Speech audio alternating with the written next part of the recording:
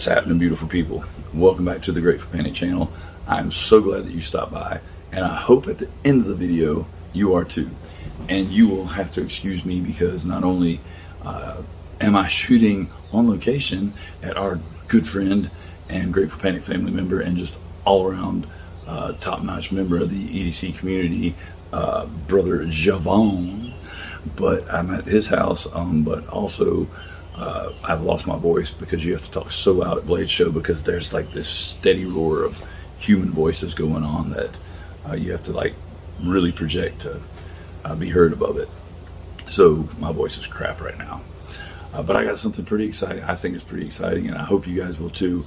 I interviewed a young knife maker who, in my opinion, is the most exciting, innovative, creative new knife maker of this Blade Show. And now, not technically, literally, this is his second Blade Show. But last year he quit work. He worked for Microtech. He quit work for Microtech. Went out on his own 2 weeks before the show. Made enough knives to take to the show, and I'm pretty sure he sold out the first day. If not the first day, probably way before the end of the second day. But since then he has. And he just took fixed blades. But since then he's produced several more fixed blades and actually has done some titanium frame lock folders, which to me, that's pretty exceptional to within a year and 2 weeks of starting your knife making business. You've already produced several frame lock folders. Because I mean, I know there's makers that take 6-8 months just to make one knife, and they're on point now. He had already sold out. I think he only brought 2 folders to this year's show, and he had sold out by the time I interviewed him, so he didn't have any to show at the table. But he does have some on his Instagram page, which I will link in the description below. Now there's a funny not funny, it's pretty interesting and neat backstory about the young knife maker. His name is Jake McCoy, and his dad is Jason McCoy, who is formerly the social media manager over at Microtech Knives. Big Jason with the beard and the tattoos and all that. Well, another interesting fact about Jason, or it might be an interesting fact about me, I grew up with him. We went to the same high school, went to the same church, actually hung out a good bit my junior and senior year. He was my barber for a while because he cut his own hair and he did like this perfect fade. So I figured if he could cut his hair that good, he could do, halfway decent job on mine, and he did. Matter of fact, he had just moved to where I live from Hickory, North Carolina, the summer between, I think it was the summer before my junior year. Yeah. So,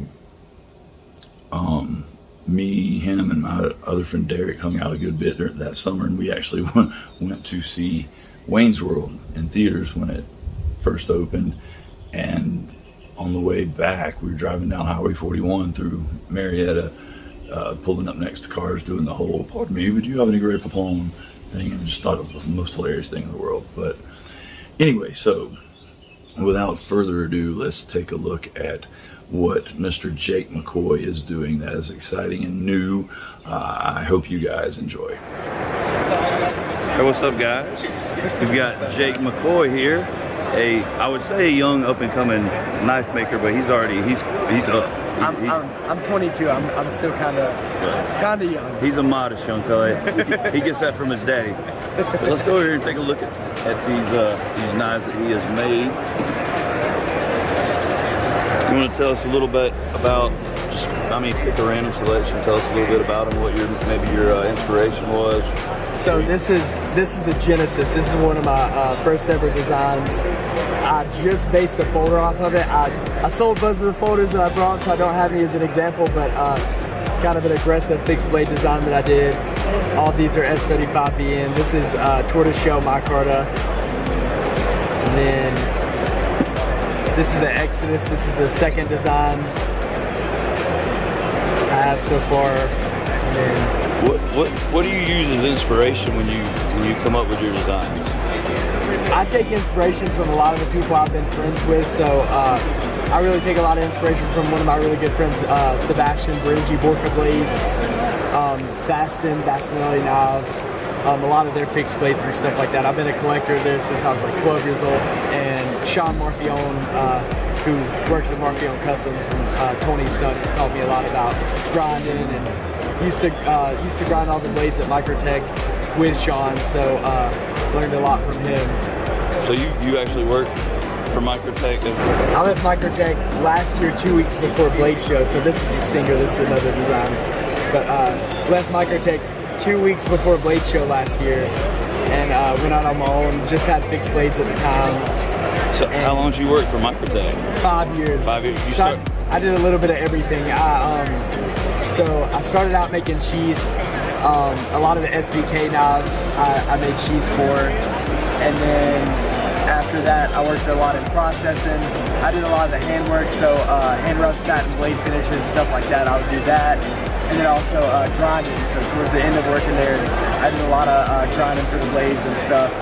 And then all the anodization work, I did that, and all the etching. So like any Damascus knobs that would come through Microtech and stuff like that, I do as well. So did a little bit of everything. Wear a few hats there. So you were how old when you started? 17. So I worked there for 5 years. I was 17, left last year, and had a lot of time in it. That's awesome, man. This little fella right here, tell me a little bit about that. This is the Zealot.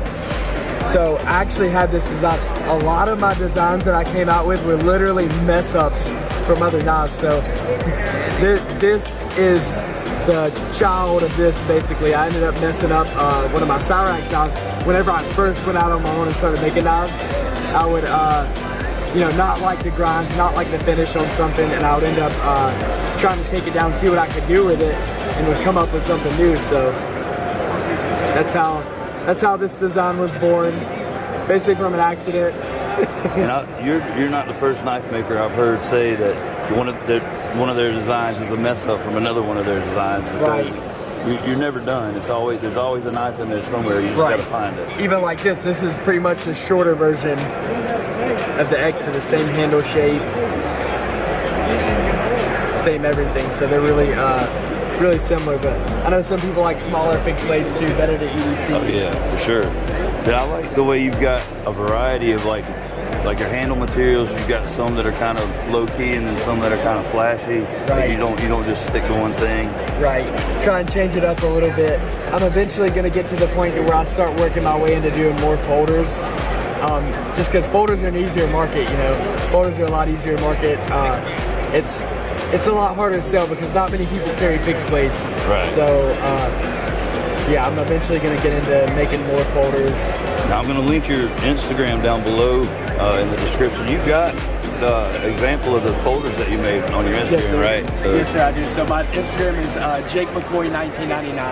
And then I have a professional Instagram page, which is McCoy Bladeworks. So I have my business page too. So right on. So this is the future of our industry, guys. This is what we're looking at to take over for these old dogs that are kind of tired, wore out. This fresh face here with these fresh designs, are gonna knock it out of the park. He's already doing it. Thank you so much. I appreciate you talking to me, man. Thank you so much. Yeah, man. Yeah, we hug around here.